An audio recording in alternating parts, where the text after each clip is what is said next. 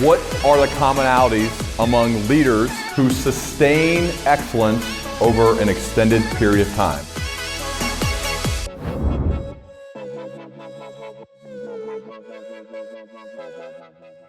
All right, here we go. Guy Raz, I am a big fan of your work, so it's a thrill for me to have the opportunity to do this one, man. Welcome to the Learning Leader Show.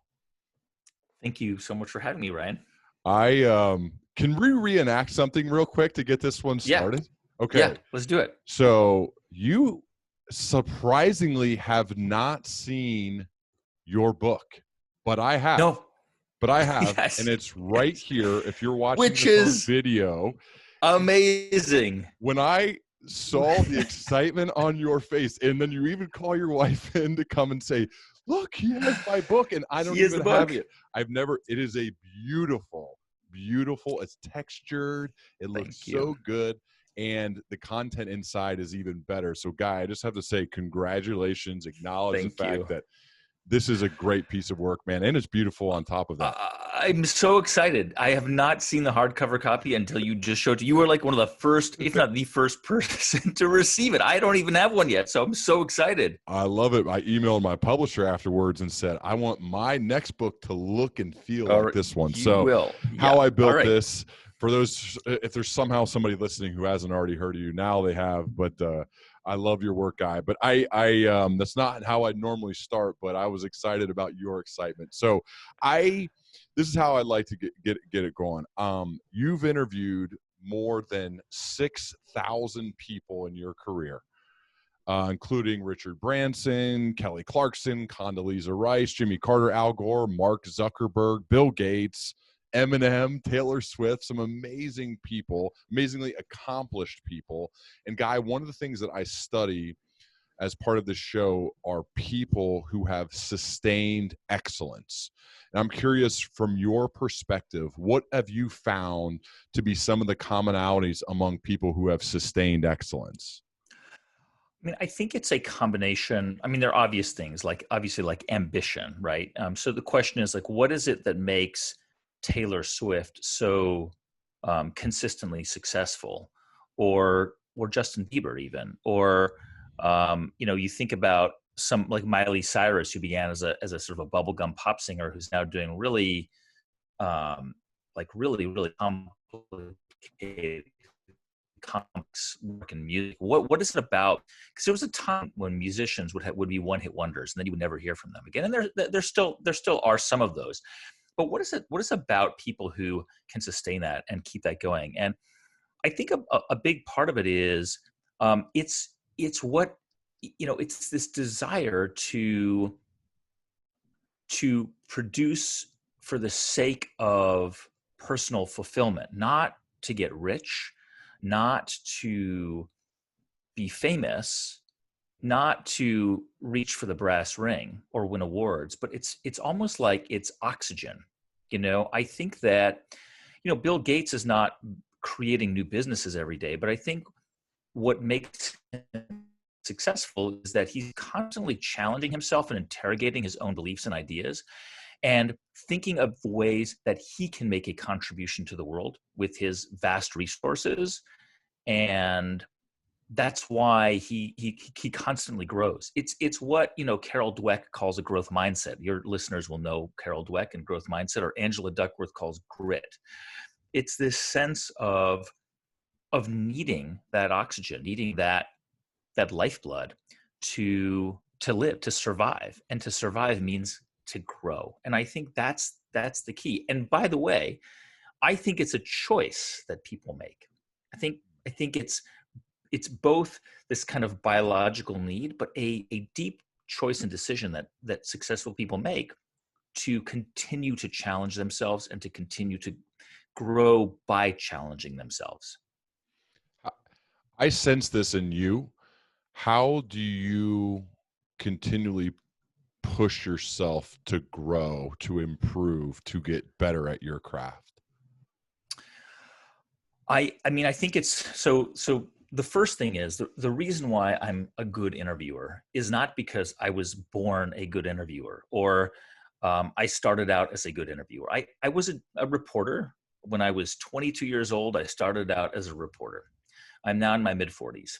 And the reality is I have been standing at the free throw line for 25 years shooting free throws. And the first 5 years, I didn't make any. And the second 5 years, I made a few more. And then on until I started to sink a lot more. The reality is I believe that to be good at anything, to be great at anything, you have to be really bad at it at the beginning. And you have to also accept and understand that it's not a destination. It is a journey. It is a constant journey. You are constantly moving forward, and the goalpost is constantly moving farther away from you. It's sort of like exercise, you can lift 10-pound weights, but you're not going to lift 10-pound weights for a year. You're going to go up to 12 pounds and then to 15 pounds and then to, the goalpost is going to continually move ahead. You're not going to wake up one day and say, I'm in great shape, I can stop exercising. And it's the same thing with what I do as an interviewer. I'm trying to figure out ways to connect with people, and I'm constantly thinking about how to connect with people, because the reality is some people just naturally connect, right? Like you and I, our chemistry, our bio, like the just things about you and things about me that may make it so we just like each other. Like we can meet each other at a coffee house and just strike up a conversation and be friends, right? And then there are some people who are amazing and like everyone loves them, and you just don't connect with them. When you're an interviewer, you have to find a way to connect with everybody you bring onto your program, and whether your chemistry aligns or not. And that is a practiced skill. It's something that I have developed over time. Again, wasn't born with it. I am not an extrovert. I am not the kind of person who shows up at the party and says, hey, the life of the party has arrived. To the contrary, I'm the kind of person who shows up at the party and stands in the corner and talks to maybe one or two people that night, but has a really intense, deep conversation with them. So again, it's constantly kind of interrogating the sort of I would say the nonverbal feedback I get from people. Sometimes you just pick it up through their facial expressions or their sighs or their pauses. And these are things that over time, I just got better at understanding. It's like a language. And so for me, it's a never ending process. I love hearing people's stories. I learn so much from them. And because I love that, and because I learned so much from it, it's almost like I can't imagine not wanting to get better at what I do, because the better I get at what I do, the more information and wisdom I gain from the person I'm talking to. So it's a cycle. It's this perpetual cycle that I love, and I think that that if you can think about what you do in that way as a perpetual cycle, you will have no choice but to get better at it and to keep moving those goalposts forward. I sense though that you not only have you got the reps, but you've done what the late great Anders Ericsson would say is of purposeful practice, meaning you've created feedback loops, whether it's outside coaches or others helping you listen back to your own interviews. I have to imagine that that's part of it, because the part that Malcolm Gladwell got wrong, right, with the 10,000 hour rule, it's not just about the 10,000 hours. It's about purposeful practice and creating feedback loops. And that is the aspect that helps you improve. How, other than just the reps, what have you put in place to ensure that you've improved? I have an incredible team of people. I mean, and this is an answer you will hear from a lot of people. It's, how I built this is called how I built this. But I mean, the reality is it's not about how somebody built something, because no individual person built anything. It's lots of people who built it, and with respect to what I do, one of the the great advantages I've had is the opportunity to work with people I've known for 20 years. You know, Neva Grant, my editor, Jeff Rogers, who is my executive producer. I've known them virtually my entire career. We have very, very strong bond and connection. And that has created a dynamic where they can be very, very honest with me. And sometimes, can give me feedback that is hard to hear, but is absolutely essential. I think the thing with constructive criticism is that it can be difficult to absorb in the moment, but once you understand early on that it is essential, that you can't actually, none of us can assess ourselves fully. We need outsiders to help assess us. You know, we're not, to a certain extent, we can be our own in-house consultant. You know, we can kind of step outside of our body and say, okay, Guy, okay, Ryan, like, here's where you're screwing up, like, get a grip. I'm telling you to do X, Y, and Z. And that you can do some of that.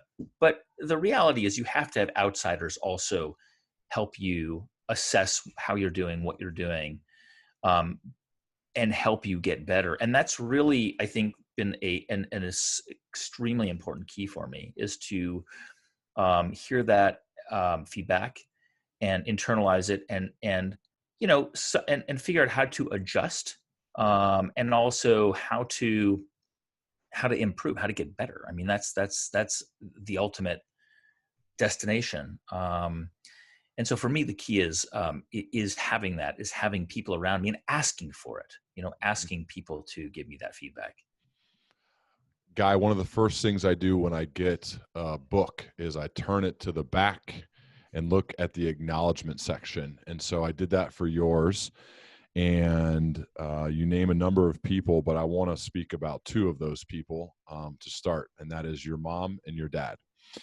And you wrote that they came to this country in the early 1970s with a dream to build a better life. What are some of the key learnings you've taken from your mom and your dad? Look,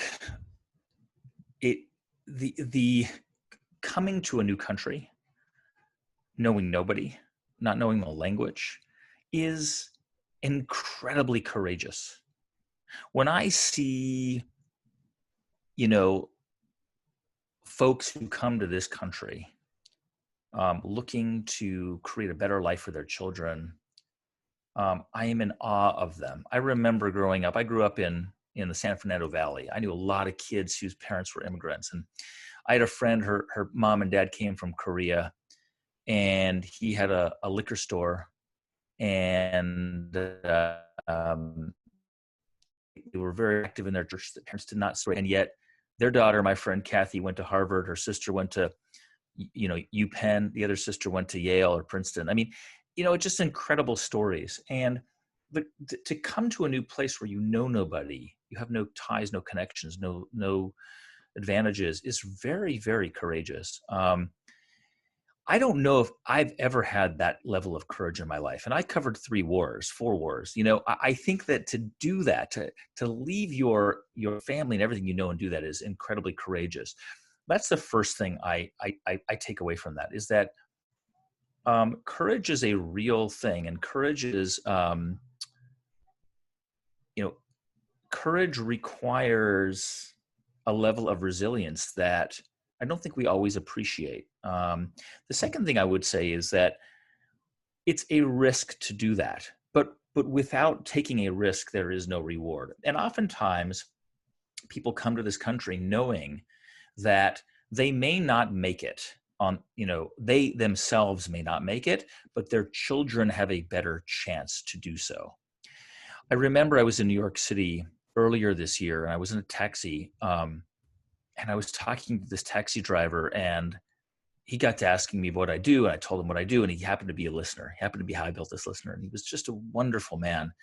He was from Ghana, and forgive me, he was from the Ivory Coast. And he said when he came to this country, it was very hard. really hard. And he's now been in the country for 25, 30 years, still driving an Uber now, but was driving a taxi for a long time. Yet his oldest son is an investment banker on Wall Street, and his daughter is a medical doctor, and he said, that's the thing. I knew that I probably wouldn't be able to fulfill all the dreams that I had for me personally, but the most important dream was to create a runway and a path for my children. And that's what my parents did too. They took a big risk. They left their families behind. They came to this country and they started a business. When my dad started his small jewelry business, he was 41 years old.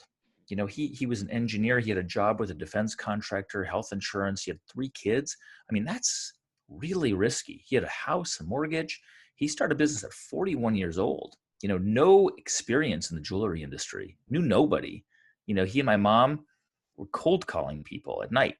We're going door to door in downtown LA, trying to sell pearls. And yet within a few years, they created a sustainable business that was able to support a family. That's a huge risk. I think that it's an incredibly inspiring idea. And sometimes when I'm afraid to take risks, I think about that, because we think, I think, God, it's not as risky as the risk my dad took or my mom took, and that's actually been an incredibly important kind of North Star for me when I think about personal risk. I always think back to the risks my parents took. Let's fast forward. It's 2008 and an idea comes to your mind. You were taking a class at, I believe, Harvard Business School during a sabbatical year as a Neiman Journalism Fellow. And this is after nearly 8 years as a foreign correspondent. So you've traveled the world, like, as you mentioned, reporting in wartime, at wars, and you're on this sabbatical year, and you have an idea. Can you take us back to 2008 during this year, what this idea was, and then what it took for that idea to come to fruition? So I took this class. I had this year fellowship year at Harvard, which is an amazing experience for a journalist. It's called the Neiman Fellowship. And I took a class at the Harvard Business School, and I was blown away at the way they teach business. They teach business through stories, called the case study method, as many of your listeners and viewers will know. And in 2008, I had no idea. I thought business school was charts and numbers and graphs and, analysis. And no, they teach business school through the case study method. And Harvard Business School really pioneered this. And I remember reading the story of Howard Schultz in Starbucks back in 2008, and you get case study A, and then you don't get part B until the next week, and you come and you discuss in class, and then you get part B, and then you find out what happened. And it's like a cliffhanger. I was totally blown away. I thought, are incredible stories. Like, these need to be told in a much bigger way. And that idea just got planted in my head at the time. And I thought, could I do something with this one day? Could I tell these kinds of stories, these dramatic stories, with cliffhangers, with triumph and failure and disaster, and obviously success too? Could I tell those stories, to a broader audience in an even more powerful way? And that was the genesis of how I built this. I mean, it took me sort of 7 years to really get this off the ground, but it was always in the back of my mind from that time. I mean, it was, here's the thing I will say. I am, not a business, like I don't have a business background. I have 2 businesses myself. I am an entrepreneur. I have some, I run companies, small businesses. But at my core, I'm a journalist. That's how I started my career. And I was always really inspired by heroes' journeys. So if you have ever read Joseph Campbell, you know about this concept that he wrote about in the 60s and 70s, which was that pretty much every story follows a similar narrative arc. You've got the hero, the hero has this crazy idea. She has to leave the village because everyone tells her she's crazy. She goes and finds a mentor, and then the mentor dies, and then she has to battle a dragon and almost dies herself and falls into an abyss and then emerges. And, that narrative arc can be found in biblical stories, in the Odyssey, and Gilgamesh, and Star Wars, Harry Potter. That narrative arc, those archetypes are found in the stories that we tell and How I Built This. And I realized this reading those case studies, that so many of those elements from the hero's journey are in the story of an entrepreneur trying to realize a dream, trying to make Impossible Burgers, or trying to build Airbnb, or Stonyfield yogurt. All of these stories have elements of those archetypes. And that's what I've done. I've been a storyteller my whole career. I've been in Iraq or Afghanistan or Kosovo telling stories. I'm essentially doing a version of the same thing, but through the prism of business now. Guy, I vividly remember where I was. I was walking out of the office at LexisNexis to my car when I first turned on to your episode with Sarah Blakely. This was your first episode of How I Built This. And as I walked from the door of that building to my car, I remember thinking, I'm going to listen to every single episode this guy puts out. It was probably like a 3-minute walk. So within 3 minutes, and when was that? How many years ago was that now? 4 years ago. 4 years ago. And since that time, I've thought that, what were you thinking that moment when your first How I Built This episode went live? Will anybody listen to this? Seriously? Like, yeah. Did after you listened to the first cut, after it was, put together and the music and all the cliffhangers, you had to be like, wait a second, we got something really good here. You had to feel that. I knew we had something good there. I was working with just a brilliant group of people, including an amazing composer named Ramtin Arablouei, who's now has his own show called Throughline. Just a wonderful person, a dear friend, and he had no experience in audio journalism. He was just a great guy. I met him, and I said, "Hey, do you want to work with me for a couple of months on this pilot?" And when I heard it, we worked on it for a long time, many cuts on that episode, but it was a great story, and Sarah was an amazing guest, and we very deliberately launched the show with Sarah because we wanted to send a message to people that this wasn't going to be a show about the usual suspects, that we were going to tell you stories that if people that you didn't know, you might know their brands, but you may not know their story. Mm-hmm. And it wasn't going to be, as I say, the usual suspects. It was, of course, we're going to have, the Richard Bransons and the Howard Schultzes, but it was also going to be a show with, Kathy Hughes, who started the largest African-American radio network in the country, who was broke, at age and a single mom at like 29, 30, who became a multimillionaire. Just an incredible story. Was rejected by 30 banks until one bank, 31st Bank, gave her a loan. It's an amazing story and resilience. And the episode came out, I really didn't know. I think not only in the back of my mind, but in the front of my mind, I thought this was a temporary series that we would do. My plan was we would do 20 episodes and see how it goes. And it was not an instant. I mean, it was not a fast, rocket ship. It took us a couple months before people kind of found out about it and got into it. I mean, you're a rare exception. But I think by the time we got to episode 3, which I think was Airbnb, we started to feel like we were getting liftoff, like we were just starting to take off on that runway. But I genuinely could not have known that it was going to become as popular as it has become, to the point where at the time I had another show called TED Radio Hour, which was a much bigger show because it had been around. I would not have known at the time that, 4 years later, I would have stepped down from that show. I couldn't do that show and this show and the other shows I do. I do a children's show and I do a show called Wisdom from the Top. this was a side project originally, but very quickly it became clear that we were tapping into something, and that's what happened. Guy, there are a lot of people listening who interview other people. Now, it may be in the business form where they're interviewing people to bring onto their team. There's leaders that are running businesses.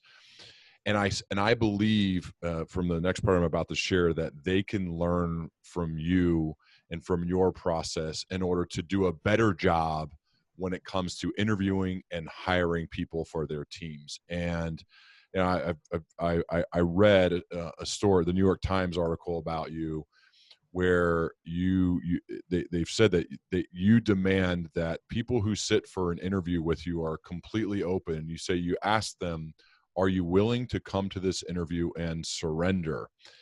And I don't know if that's necessarily possible, stating it that way to someone in a business form. So I'm trying to see how this could work in both your show as well as someone who's running a business and bringing people onto their team.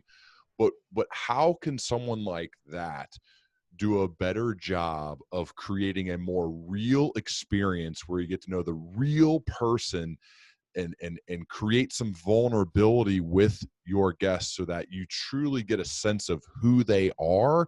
So when you're making the decision to hire or not hire, your odds will increase of making a better decision because you've got a sense of who this person actually is. Yeah, I mean, in the interview process, if you're interviewing somebody, it's always tricky, right? Because that's not a public forum. That's a private forum. And you always want to be careful about respecting someone's private life and personal space in a professional interview. I'll start with what I look for when I hire somebody. Obviously, we get, when we have an opening, we get incredibly qualified candidates. And I think a lot of people probably are in the same situation. You've got a lot of qualified people. For us, the primary quality that we look for in somebody, and this is going to, I say this with a little hesitation because it's going to sound a little hokey and unscientific, but we look for kindness. We really do. We filter for kindness. I mean, if a person is kind, we can train them to do pretty much everything we do. If a person is kind, it's much more likely they're a team player. It's much more likely that they want to improve, they want to get better, they want to contribute. That idea of kindness just kind of, it seems to, at least in the case of our team, and we're a small team, it's 15 to 20 people at any given time. And that idea really has, over the past certainly 8 years that I've worked with most members of my team, has really proved to be a successful measure. I would say in terms of interviewing somebody, and let me just say in terms of interviewing somebody in a public forum, because I think probably a lot of people watching this also find themselves in a situation, maybe it's a company-wide meeting, or even like now people are doing Zoom calls where they're moderating an event, or they're interviewing somebody in a public forum. What I would always say is, if you can try and contact that person ahead of time, it's always it's because I say it to people ahead of time is, look, all of us are imperfect. Everyone is imperfect. There's no perfect human being. And if we were to do a show that only shows how perfect you are, it would be very hard for most people to relate to you, because that's not who our listeners are. We are all imperfect.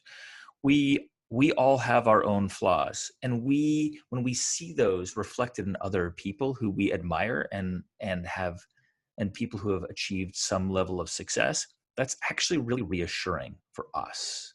That's why we need to hear your failures. We need to hear the moments when you were on the bathroom floor crying in the fetal position, right? That's why, because if you can do that, if you can be there for people, you will make a much bigger contribution to their growth. And so I ask people, and it's reflected in the book, I ask people to be generous. Most of the people I interview, most of the people profiled in this book are extremely wealthy. Some are billionaires. I'm not asking for your money. I'm not asking you to give our listeners your money. I'm asking you to be generous with yourself, with your thoughts. That's very hard. It's easy to be generous with your money. It's very hard to be generous with your emotions.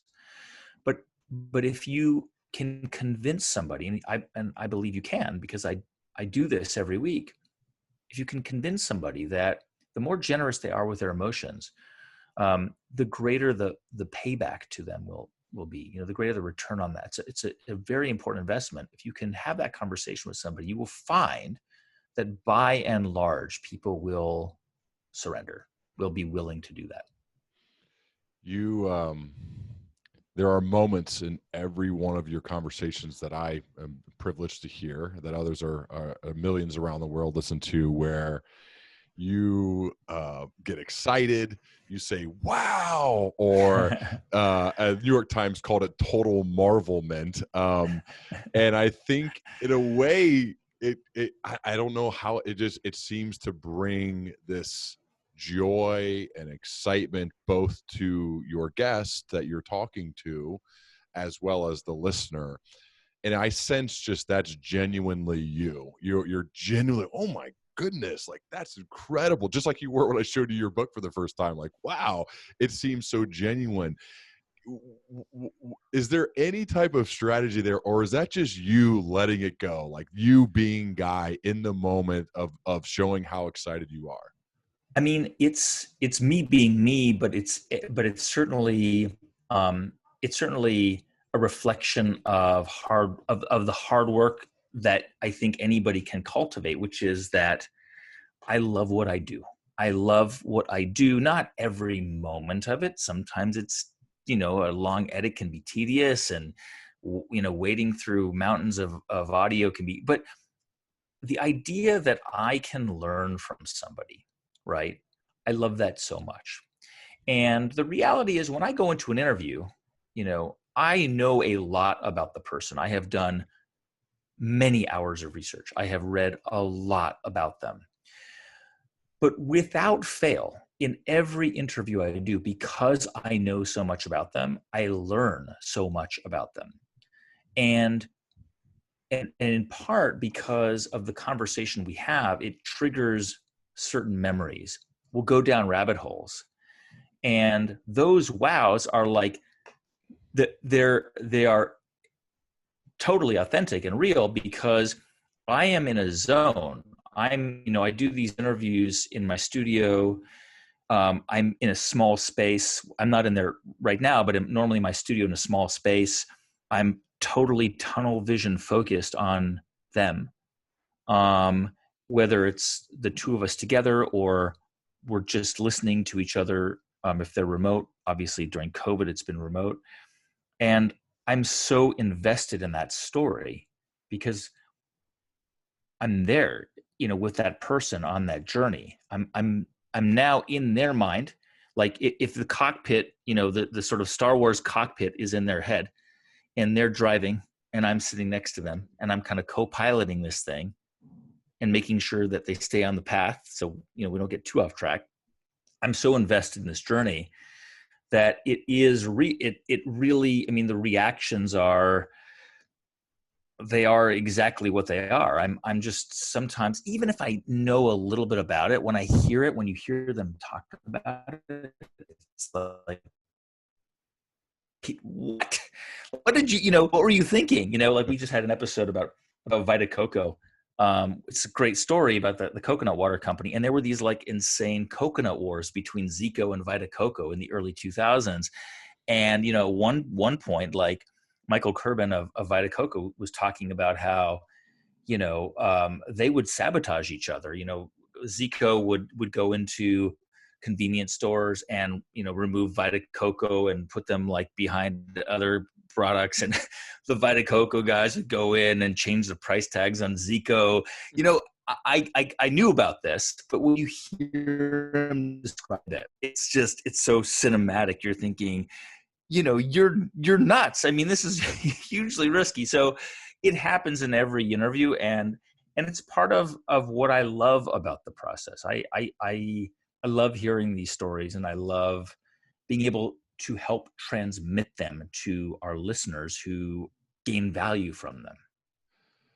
What's your preparation process look like? So think back to whether it's the Sarah Blakely, since that's been the one we've focused on. What was it like leading up to that time when you sat down to record with her? And I assume you only recorded with her once.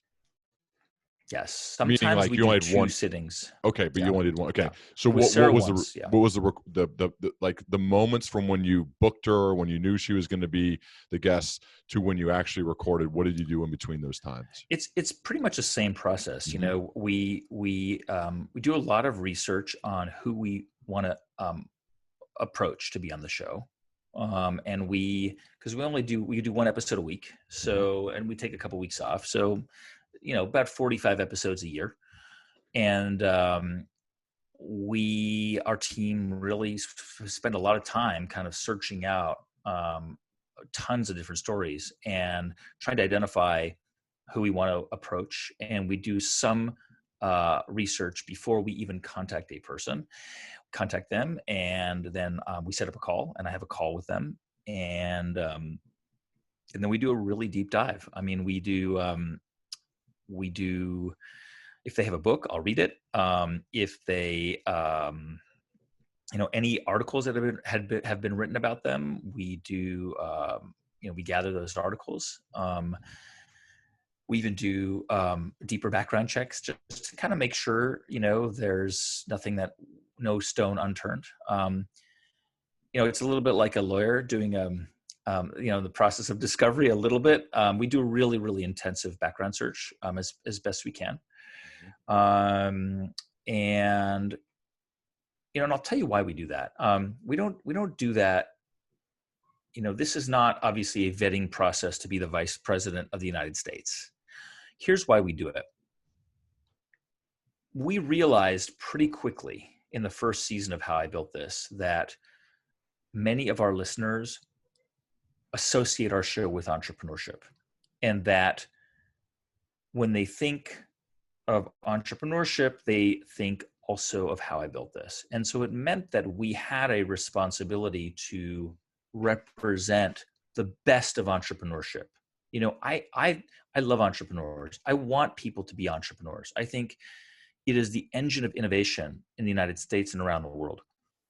What I don't want is for people to be entrepreneurs without integrity, entrepreneurs who are unethical, entrepreneurs who are only in it for the money, because that's not interesting. There's nothing wrong with making money. It's totally fine. But to only be in it for the money, I think, in my view, is not interesting for our show.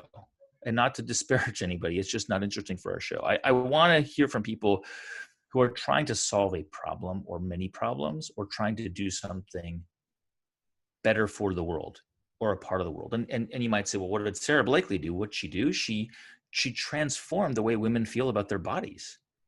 I mean, you might not think about that when you pass a Spanx shop, but that is essentially what she did. I mean, if you know any woman who wears her undergarments, that it helps them feel more confident. That's a huge thing, right? Like what did Stuart Butterfield solve with Slack? I mean, he solved an enormous challenge of interoffice communication, made it more efficient, streamlined. So, we do this vetting process because we want to represent the best of entrepreneurship. We want people who have integrity, who are kind, who treat their employees well. And we do that because we want other people to be inspired by them and then go do the same thing. Yeah. Even if it's an Etsy shop or a small e-commerce store, we want them to think of those values and say, Howard Schultz, I heard him on How I Built This. He's a really great guy. He's a good man. And that's what I want people to hear. I want them to hear those stories. So that's why we're so careful about how we vet and who we bring onto the show. You write that every failure is a hidden blessing. Why? mean, in my life, the failures that I've had were at the time so difficult and challenging.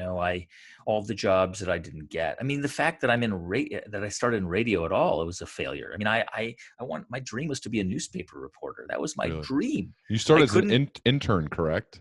I did. I couldn't get an internship at any newspaper in the 1990s. That was where all the best college student journalists went, and I couldn't get that. I sort of ended up at NPR as an accident as well, having been rejected for the internship 2 times before that. But man, had I gone to a newspaper, I think my career would have been very different. I feel so fortunate that I started out in audio, but that was really because I couldn't get a job in newspapers. And then, throughout my career at NPR, when I was an employee there, so many times there were jobs that I wanted that I didn't get. I mean, I dreamed of being the evening news anchor of All Things Considered. The main host of that show. I was the weekend host. I didn't get it. And that was a really tough blow for me in my life and my career. And I think that, this is now, more than 10 years ago. At the time, I thought, what am I going to do with my life? Like, should I move on? Should I find a different career? There were times where even before I, started How I Built This in TED Radio Hour, there were folks, there were executives who said, you just don't have the right personality and voice to be the host of an NPR program. And they weren't wrong at that time. It was just that I felt in my heart that they need to give me an opportunity. But, those setbacks were also kind of fuel that drove me to really want to see if I could prove them wrong. And so those were all important moments. Those setbacks and failures also pushed me in a different direction. If I had gotten the dream job of being the evening news anchor, I wouldn't be talking to you today, because I would never have started How I Built This. I wouldn't have gone to TED Radio Hour and launched that show. So there's a direct connection between why that happened and what I do today. And I think, and I say this a lot of times to people, which is reflect on the failures in their life, reflect on the things you didn't get or that didn't happen to you, right? Like you didn't have an NFL career, right? Mm-hmm. That's probably a good thing. Like the way your life turned out is probably so much richer. You might've been in the NFL for 1 or 2 seasons, and a lot of those guys come out and they don't know what to do with their lives, and they blow all their money very quickly. They don't have a whole lot of structure. These are incredible athletes, the best in the world. And then they've got a 2-year career and that's it. I mean, you know what I mean? Absolutely. And so all of these moments of crushing defeat and failure, oftentimes they happen for a reason, and they happen because the eventual outcome is much, much better for you and your circumstances. Guy, when you analyze your career up to this point, you're kind of like maybe getting close to the halfway point of your career. When you analyze everything from when you got started to today, this very moment, what percentage of your success would you say is attributed to luck versus what percentage is attributed to hard work and skill? I'll preface that by saying, and I mentioned this in the book, I asked that question really not, kind of just started, I think, from the first or second episode, just kind of randomly. And I don't ask it for a literal answer. I know it sounds weird. I'm not saying, tell me, is it luck or skill? It's more about just seeing how the person will reflect on that question. Because everyone I interview know that they know that question's coming. Mm-hmm. But I asked that question after a long, and it's kind of designed, the way I describe it in the book is, it's like, if you've ever gone to an art museum, oftentimes an art museum has a cavern, this sort of giant atrium, with these huge ceilings, and you walk through it, and then you go and you look at the art, and then you come back through the atrium, through this soaring, atrium, high ceilings. And those are designed very specifically to create a sense of space for you to reflect on what you just experienced. That's sort of the luck and skill question. It's like you're now in the atrium of the museum. You've seen the art, or we've talked about your story. Just now, let's just kind of reflect on everything we talked about. And so there's no right answer to the question. And sometimes the person I interview doesn't really want to say either. Look, in my case, of course, I've worked really hard, but I love working hard. It brings me joy. I'd like to work until the very, very end, I think, because it's fulfilling. But there are factors in my life, and I think the most important factor in my life, that have to do with luck. And to me, earlier before we started this, you met my wife on the video screen. I mean, I met her 20 plus years ago at a random barbecue in Washington, D.C. that neither of us was supposed to be at.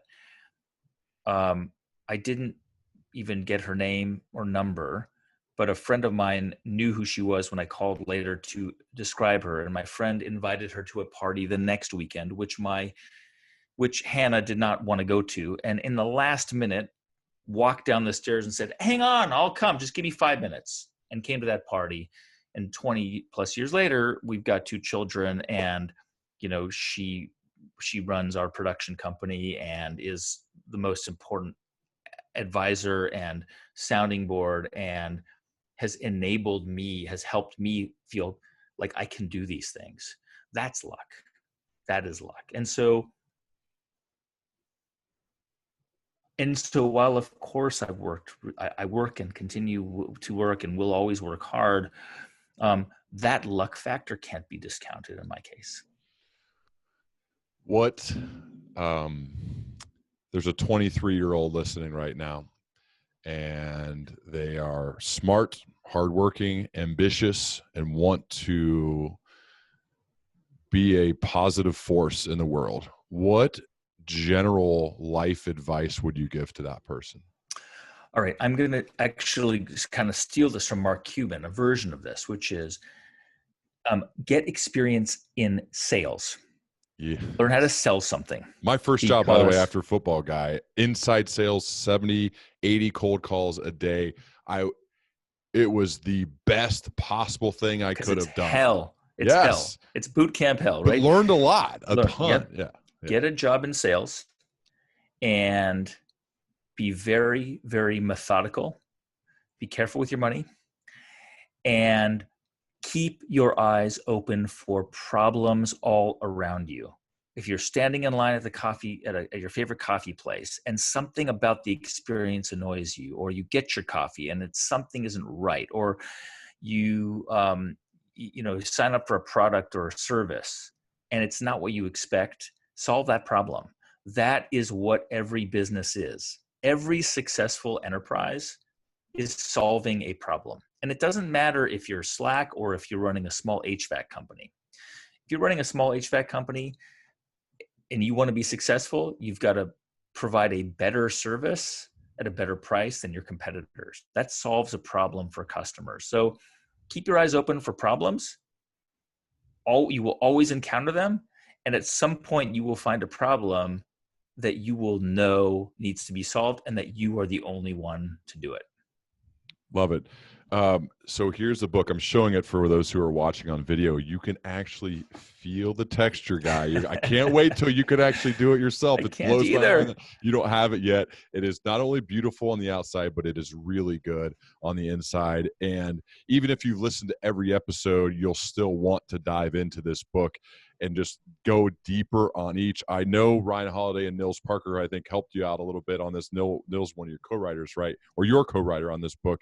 Yep. And it's just you did a fantastic job with putting it all together.